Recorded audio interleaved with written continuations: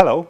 Like always in the Cybersecurity Awareness Month, we would like to remind you about cybersecurity functions that are available in Leon software and can be activated by our admins right away. Those functions will be, for example, two-factor authentication, which will require additional code to be added when the user is logging to our system. Also, you can enable SSO, so the single sign-on with Microsoft or SAML, which will help you to log into our system and also will have more security for newly created users.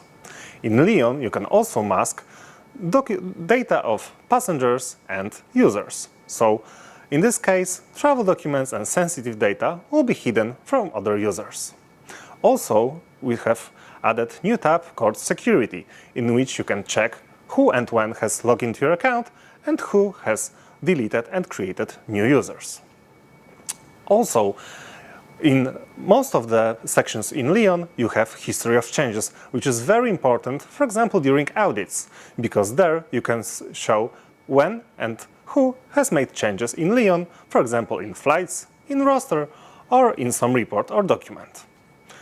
Also, we have added service account, which is an additional profile which can be created in the users and will be connected with some integration which is available in Leon.